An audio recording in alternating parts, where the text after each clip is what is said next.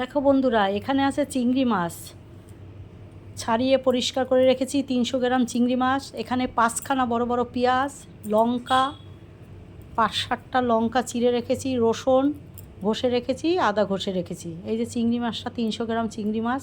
চিংড়ি মাছ ছাড়ালে তো একটুখানি হয়ে যায়, সবাই জানো। আমি একটু অন্য রকম করে রেসিপিটা করছি। তোমরা যে নামেই বলো না কেন, পেঁয়াজ চিংড়ি বলতে পারো, পেঁয়াজ ভুনা বলতে পারো, চিংড়ির ভুনা, যেটা ইচ্ছা বলতে পারো। দারুণ একটা টেস্টি, আমি আগেও করেছি, তাই এখন তোমাদের সঙ্গে আমি করেছি, তাই তোমাদের সঙ্গে শেয়ার করছি।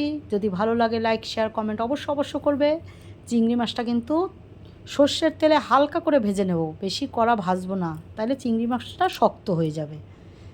গ্যাসের আগুনটা মিডিয়াম থাকবে, খুব একটা জোরে থাকবে না। দেখতেই পাচ্ছ চিংড়ি মাছটা নুন হলুদ দিয়ে ভেজে নিচ্ছি। কথা দিতে পারি, এত সুন্দর এই চিংড়ি মাছ দিয়ে এক থালা ভাত অনায়াসে খেয়ে নেওয়া যাবে, আর অন্য কিচ্ছু লাগবে না। দেখো মাছটাকে আমি ভেজে এবারে তুলে নেব। ভাজা প্রায় হয়েই এসেছে, দেখো হয়ে গেছে, বেশি কিন্তু আমি ভাজিনি। চিংড়ি মাছটা তুলে নেব, তুলে পেঁয়াজটা একটু বেশি লাগে, আর পেঁয়াজটা একটু বড় বড় কাটতে হবে। এই রান্নাটায় পেঁয়াজটাই বেশি, পেঁয়াজের ভূমিকাটাই বেশি। এই দেখো 5টা বড় বড় পেঁয়াজ আমি একদম একটু বড় বড় করে কুচিয়ে নিয়েছি। আর পেঁয়াজটা খুব বেশি ভাজবো না, আবার খুব কমও ভাজবো না। পেঁয়াজটা ভেজে নেব, পেঁয়াজ আর লঙ্কাটা দিয়ে দিলাম। এবারে ভাজা ভাজা করব। এই রান্নাটা একটু তেলটা বেশি লাগে, তেল যত দেবে তত এটা খেতে টেস্ট। ভাতে মেখে খাওয়া ভীষণ ভালোবাসে যারা চিংড়ি মাছ ভালোবাসো, একবার হলেও আমার এই রেসিপিটা করে দেখতে পারো, আশা করছি ভালো লাগবে তোমাদের। ঝাল ঝাল ভীষণ একটা দুর্দান্ত। দেখো পেঁয়াজ আর লঙ্কাটা আমি ভালোভাবে ভেজে নিচ্ছি, যত সুন্দর ভাজা হবে তত সুন্দর খেতে, সব সময় বলছি। এই যে আদা ঘষে রেখেছি 1 ইঞ্চির মতন, সেটা দিয়ে দিলাম। রসুন 6-7টা ঘষে রেখেছি, সেটা দিলাম। দিয়ে এবারে ভালোভাবে এটাও ভাজা ভাজা করব পেঁয়াজের সঙ্গে। পেঁয়াজটা কিন্তু খুব বেশিও ভাজিনি, আবার কমও ভাজা না, দেখতেই পাচ্ছ। এবারে কি মশলা যাবে এই চিংড়ি মাছের রেসিপিটায় সেটা দেখো। তাই নুন দিয়ে দিলাম, পরিমাণ মতো নুন। এবারে দিয়ে দেবো হলুদ, দিয়ে দেবো লাল লঙ্কার গুঁড়ো, কেন এটা একটু ঝাল ঝাল আর একটু খেতে মুখটা অসাধারণ হয়ে যাবে। এ দেখো অল্প জল দিয়ে দিয়ে কষাবো।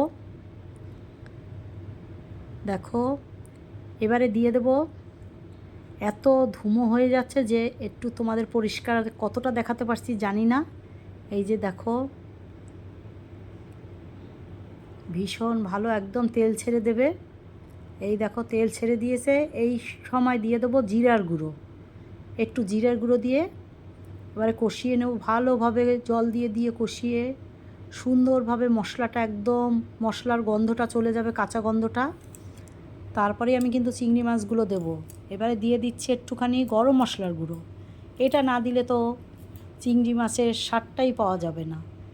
এই দেখো মশলাটা কষানো হয়েছে, তেল ছেড়ে দিয়েছে, এবার চিংড়ি মাছটা আমি ভেজে রেখেছি, সেই চিংড়ি মাছটা দিয়ে আরও ভাজা ভাজা হবে।